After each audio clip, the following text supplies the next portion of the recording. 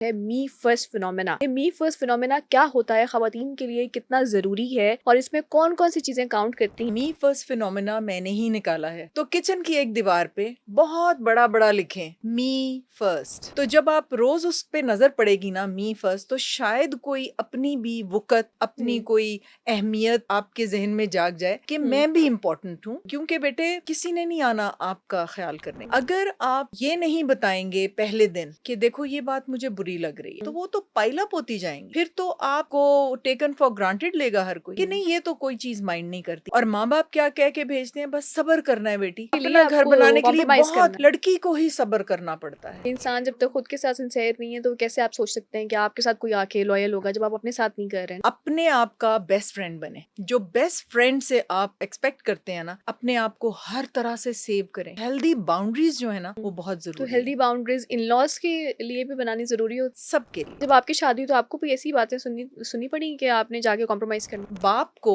अपने दामाद के साथ एक प्राइवेट सिटिंग करनी चाहिए, तन्हाई में उसको बताना चाहिए कि ये मेरे जिगर का टुकड़ा है। वैसे आजकल आपको नहीं लगता खवातीन में अवेयरनेस बढ़ गई है बहुत सारी चीजों को लेकर? अभी माशरा इसके लिए तैयार नहीं है। ना तैयार होने की आपको मैं प्रूफ ये देती हूँ कि डिवोर्स रेट बढ़ रहा है। अब उस गाय भैंस को अकल आ गई है कि मैं इंसान हूँ। हमारे दीन में अगर कोई औरत कमा रही है तब भी उसका नान नुफ्का खावंद के जिम्मे है। कुजा ये कि तुम्हारी भी वो तनख्वाह लेके बैठ गया। मी फर्स्ट फिनोमेना, ये मी फर्स्ट फिनोमेना क्या होता है, खवातीन के लिए कितना ज़रूरी है और इसमें कौन कौन सी चीज़ें काउंट करती हैं जो ना सिर्फ खवातीन की रिप्रोडक्टिव हेल्थ बल्कि उनकी ओवरऑल सारी लाइफ को किस तरह से इम्पैक्ट कर रही हैं, ये बताएंगे आज हमें डॉक्टर समीना। आइए आपको इनसे मिलवाते हैं। Ma'am, welcome to the podcast. Thank you बेटे, thank you for once calling me again again. For your time. और मी फर्स्ट के लिए तो मैं खुद भी पहले भी बड़ी वो थी कि मी फर्स्ट बेसिकली ये है क्या और इसमें क्या क्या चीज़ें आती हैं? बेटा ये मी फर्स्ट फिनोमेना मैंने ही निकाला है। ओके। और मैंने ये देखते हुए इस मी फर्स्ट फिनोमेना को लड़कियों को बताने की कोशिश की है, क्योंकि हमारी जो प्रायोरिटी की लिस्ट है ना, हमारी औरतों की, बच्चियों की, हम एक प्रायोरिटी लिस्ट जब बनाते हैं तो उसमें अपना नाम तो लिखते ही नहीं है। बिल्कुल ऐसे ही है। ठीक है। तो मैंने ये बच्चियों को कहा है कि वो नीचे से नाम निकालो, पहले तो लिखो नाम, और आई एम श्योर कि वो नीचे ही लिखेंगी। प्रायोरिटी की लिस्ट है, बच्चे हैं, मियाँ है, और लोग हैं, फलां हैं, बहन भाई हैं, और जिम्मेदारियां हैं, और अपनी कोई। तो नीचे से निकाल के नाम ऊपर, सबसे ऊपर। सही। और उसको मैंने नाम दिया है मी फर्स्ट फिनोमेना। वाह। और मैंने बच्चियों को, औरतों को, हाउसवाइफ्स को, काम करने वाली औरतों को जो बाहर जाती हैं, क्योंकि किचन में तो सबने जाना है, ऐसे ही। तो किचन की एक दीवार पे बहुत बड़ा बड़ा लिखें मी फर्स्ट। वाह। ठीक है। ओके। तो जब आप रोज उस पे नजर पड़ेगी ना मी फर्स्ट, तो शायद कोई अपनी भी वक़्त, अपनी कोई अहमियत आपके जहन में जाग जाए कि मैं भी इम्पोर्टेंट हूँ, क्योंकि बेटे किसी ने नहीं आना आपका ख्याल करने के लिए। आप सोचते हैं ना कि अच्छा बहन भाई, माँ बाप, वो तो चलो माँ बाप ने ख्याल कर लिया। फिर जब शादी हो जाती है आप सोचेंगे मेरे मियाँ मेरा ख्याल करेगा, मेरे बच्चे मेरा ख्याल करेंगे, या शायद कोई नंद, कोई देवर, कोई जेठ, या कोई। नो, खुद इट्स ख्याल यू। करना है। आप अगर अपना ख्याल नहीं करेंगी तो किसी का इंतजार मत कीजिए कि वो आके आपका ख्याल करेंगे। कि ये इंसान जब तक रूह खुद के साथ सिंसियर नहीं है तो कैसे आप सोच सकते हैं कि आपके साथ कोई आके लॉयल होगा जब आप अपने साथ नहीं कर रहे हैं ना उस तरह से? एग्जैक्टली अपने आप का बेस्ट फ्रेंड बने। वाओ। जो बेस्ट फ्रेंड से आप एक्सपेक्ट करते हैं ना, अपने आप का बेस्ट फ्रेंड बन जाएं। अपने आप को हर तरह से सेव करें। हमारी कोई इंसल्ट कर जाता है और हम कहते हैं चलो कोई बात नहीं, ठीक है, लेकिन हमें बड़ी हेल्दी बाउंड्रीज अब बनानी पड़ेंगी। हेल्दी बाउंड्रीज बनाएं कि आपकी उन बाउंड्रीज को कोई ट्रेस पास ना करे। हेल्दी बाउंड्रीज आपको कोई इंसल्ट ना करे, आपकी कोई ज़रूरत को ट्रेस पास करे, या आपकी कोई चीज़ छीन के ले जाए, या तो हेल्दी बाउंड्रीज जो है ना वो बहुत तो ज़रूरी हेल्दी है। बाउंड्रीज इन लॉज के लिए भी बनानी ज़रूरी होती है? सबके लिए, सबके लिए हेल्दी बाउंड्रीज जो हैं, कोई ट्रेस पास ना करे। जैसे मुझे कल ही एक पेशेंट बता रही थी कि मैडम मैं आपको क्या बताऊं कि मैंने अपनी अलमारी में अपना जेवर रखा हुआ था, और मैं घर वापस आई काम से तो मेरी नंदें पूरा का पूरा जेवर पहन के तस्वीरें खिंचवा रही थी। My God. ठीक है। तो मतलब आप बेचारी से पूछ ही लें अगर आपने तस्वीरें, तो दीज आर ट्रेस पासिंग है ना। हुँ, तो इवन एक दूसरे का मेकअप भी इस्तेमाल कर लेना बगैर कंसेंट के कि आप इससे पूछ लें चलें कि आपका मेकअप मैं इस्तेमाल कर लूँ। अक्सर मैंने ना इस तरह से देखा है कि शादीशुदा जैसे ख़वातीन होती हैं ना, वो किसी जॉइंट फैमिली में गई हैं, तो उनका मेकअप बहुत सारा रखा होता है ड्रेसिंग टेबल के ऊपर और फिर कोई भी आता है तो उठा के लगाना शुरू हो जाता है। ये देखने में तो सब कहते हैं फैमिली सिस्टम है जी सब, लेकिन अ, जिसका मेकअप इस्तेमाल हो रहा है मुझे लगता है उसके लिए अच्छा नहीं है नहीं, ना? ये बात मेकअप इस्तेमाल करके वहीं रख देना तो छोटी हुँ, सी बात है ना। हुँ, उठा के ले जाओ हाँ, बगैर इजाजत के, और हुँ, फिर वो बेचारी ढूंढती रहे। हुँ, उसको ये भी ना बताओ कि हम ले गए हैं, हुँ, और वापस रखना तो दूर की बात है। हुँ, और अगर किसी ने पूछ लिया कि आपने तो नहीं लिया, फिर एक हंगामा शुरू हो गया कि देखो छोटी सी चीज ली और हमसे वापस मांग रही है। तो हुँ, ये अजीबो-गरीब किस्म के हमारे वो हैं। तो टर्म्स बनाए हुए ये लोगों ने। ये जो है ना, हमारे माँ-बाप जो हैं वो सही तरह गाइड करके नहीं भेजते। देखिए, हम प्री मैरिज काउंसलिंग अब हमने अपने क्लिनिक पे शुरू की है। उस ओके। प्री मैरिज काउंसलिंग में ना सिर्फ हम मेडिकली उनको प्री मैरिज काउंसलिंग करते हैं कि जी आप अपने टेस्ट करवाएँ, अपने स्टोर्स पूरे करें, अपना आयरन पूरा करें, हुँ, अपनी मिनरल्स वगैरह और सारी चीज़ें पूरी करके जाएँ, विटामिन्स आपके ठीक होने चाहिए, मेंटली आपको साउंड होना चाहिए। तो ये सारी चीज़ें तो हम मेडिकली देखते हैं, हुँ, लेकिन हम उनको फिर समझाते हैं। हम उनको देखें, ये भी मेडिसिन के अंदर ही आता है कि आप डील कैसे करते हैं अपने एनवायरनमेंट को जाके। ऐसे ही। अगर आप ये नहीं बताएँगे पहले दिन कि देखो ये बात मुझे बुरी लग रही है, तो हुँ, वो तो पाइल अप होती जाएँगी। फिर तो आप को टेकन फॉर ग्रांटेड लेगा हर कोई कि हुँ, नहीं ये तो कोई चीज़ माइंड नहीं करती। एक, फिर उससे आगे एक, फिर उससे आगे एक, और माँ-बाप क्या कह के भेजते हैं, बस सब्र करना है बेटी। अपना घर बनाने के लिए अपना घर आपको बनाने के लिए कॉम्प्रोमाइज़ बहुत करना है। लड़की को ही सब्र करना पड़ता है, ये तो हम ठीक है? मेजॉरिटी से सुनते हैं, ऐसा नहीं, ही है।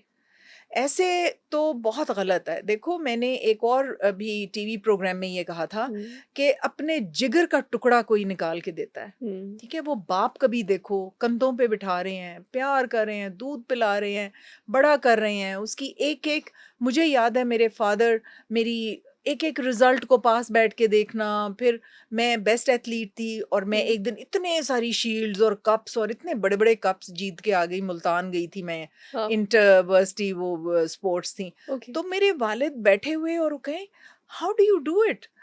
बेटा आप कैसे, ये आप तो कभी प्रैक्टिस भी नहीं करती, तो हुँ, आप इतने सारी शील्ड्स ले आई हैं। हुँ, मतलब फादर्स कैसे आपको पैम्पर करते हैं और कैसे वो अप्रिशिएट करते हैं छोटी-छोटी बात एप्रिशिएट को कि आप करते पहली हैं। दफ़ा रोटी हाँ। पका कर लाई है ना, वो सही भी नहीं बनी हुई, अम्मा डाँट रही होती हैं, अब्बा कहते हैं कि नहीं कितनी अच्छी बनाई है आपने। कितनी अच्छी बनाई है। मेरे हाँ, फादर मेरी पकी हुई रोटी, मैं क्लास 3 में थी, तो वो खनसामा मुझे चेयर के ऊपर खड़ा करके और मेरे से रोटी पकवाता था। And my father used to ask के मेरी बेटी की पकी हुई रोटी किधर है? हुँ। वो सबसे ऊपर रखी होती थी और मेरे फादर पर्टिकुलर थे कि मैंने यही रोटी पहले खानी है। देखिए ना कितना माँ-बाप का हाँ, कितना होता है, लेकिन हाँ। जब आपकी शादी हुई तो आपको भी ऐसी बातें सुननी सुननी पड़ी कि आपने जाके कॉम्प्रोमाइज़ करना है? देखें, मैंने ये एक और भी जगह बात की थी हुँ, हुँ, कि बाप को अपने दामाद के साथ एक प्राइवेट सिटिंग करनी चाहिए। ओके। तन्हाई में उसको बताना चाहिए कि ये मेरे जिगर का टुकड़ा है, मैं तुम्हें दे रहा हूँ, हुँ, और इसका उसी तरह ख्याल रखना जिस तरह मैंने रखा है। देखिए, आपका वली जो है वो तो बाप है ना, बेशक। और उसके बाद आपका वली खामंद हो जाता है। उसको प्रोटेक्टिव होना चाहिए, हुँ, ना कि ये उसको एक-एक चीज़ उसकी को क्रिटिसाइज़ करे। तुम्हारा आँखें कैसी हैं? तुम्हारी नाक कैसी है? तुम्हारे दाँत कैसे हैं? तो मेरी हुँ, नानी अम्मा एक बड़ा मज़ेदार बातें करती होती थीं। कहती हैं, नानी जान कहती होती थीं कि इतने गौर से ससुराल वाले देखते हैं कि सास अगले दिन कहेगी कि कल तो इसने 4 दाँत हँसते हुए निकाले थे, आज 5 कैसे दिखा रही है? ओके, यानी इतनी ऐसा भी होता है? ऐसा, मतलब वो कहती थी इतनी बारीकी में लोग फिर जज क्रिटिसाइज़ करते करते हैं, हैं। जज करते हैं हुँ, कि तो फिर इससे बचा कैसे जाए? जैसे आजकल की ख़वातीन को शादी होके जाती हैं, वैसे आजकल आपको नहीं लगता ख़वातीन में अवेयरनेस बढ़ गई है बहुत सारी चीज़ों को लेकर? अभी माशरा इसके लिए तैयार नहीं है। हुँ, और ना तैयार होने की आपको मैं प्रूफ़ ये देती हूँ कि डिवोर्स रेट बढ़ रहा है। बहुत बढ़ गया है। अब उस गाय भैंस को अकल आ गई है कि मैं इंसान हूँ। आई एम बिल्कुल ऐसे। Not a cow, I am not a buffalo, मैं इंसान हूँ। और जब उसने ये ऐलान किया है कि मैं इंसान हूँ, लोग मानने को तैयार नहीं है कि ये तो गाय भैंस थी, ये तो एक्सेप्टेंस नहीं आ बकरी थी। रही। ये बेचारी के मुँह में ज़ुबान कैसे आ गई? और ये कैसे ये मांग रही है कि मैं भी इंसान हूँ, मुझे इंसान समझो। तो अभी वो एक टर्म ऑयल में है सब कुछ। अभी वो जो गाय है वो रियलाइज कर रही है कि मैं इंसान हूँ, और उनमें से कोई कोई बता भी रही है कि I am not a buffalo, मैं इंसान हूँ, लेकिन माशरा अभी उसके लिए तैयार ही नहीं है उसको इंसान समझने के लिए। बल्कि ये कहा जाता है कि डिवोर्स रेट इसलिए बढ़ रहा है कि हमारे माशरे में बेहयाई है। ये परसेप्शन है कि हमारे माशरे में ड्रामाज और फिल्म्स के ज़रिए बेहयाई फैलाई जा रही है, जिसकी वजह से ख़वातीन जो हैं अब हाथ से बाहर निकल गई हैं और वो डिवोर्स मांग लेती हैं, फाइनेंशियली स्टेबल हो गई हैं बेसिकली। ये भी कहा जाता है आजकल, परसेप्शन बिल्कुल है। गलत बात है, हम्म, बिल्कुल गलत बात है। क्योंकि मेरे पास पेशेंट्स, आप ये देखें कि मेरे पास ऑन एन एवरेज 15 से 20 नए पेशेंट डेली आती हैं, हम्म, ठीक है, और उनमें जितनी भी वर्किंग लेडीज हैं, पहले दिन से मियाँ अपने बैंक में उनकी तनख्वाह डलवाते हैं। ओके।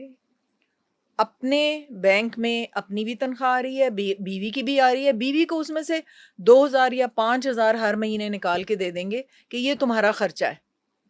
और मैं उनसे हैरान होकर पूछती हूँ कि बेटे आप उसको बताएं कि ये तो मैं मेरी तनख्वाह है, और शरीयत में, हमारे दीन में, अगर कोई औरत कमा रही है तब भी उसका नान नुफ्का खावंद के जिम्मे है। बिल्कुल ऐसे। कुजा ये कि तुम्हारी भी वो तनख्वाह लेके बैठ गया।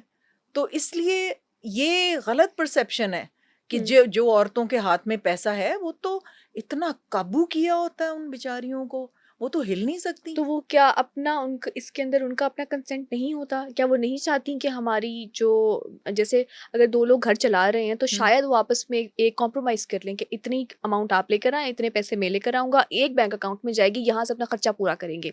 एक एक ये होता है ना सिचुएशन।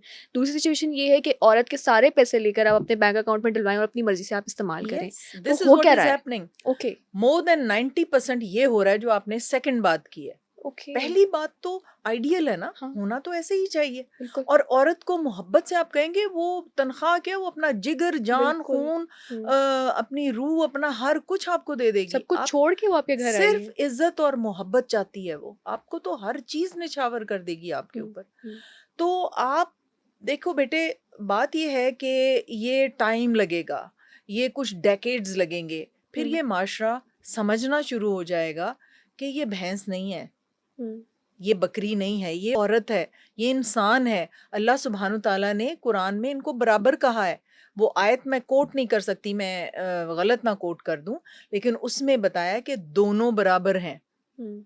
तो इसलिए अ, मर्द को थोड़ा सा, क्योंकि वो कवाम है, एक वो दर्जे कहते हैं प्रोवाइडर फ़ज़ीलत है, है उसको। इसलिए कि वो प्रोवाइडर है ना। सही।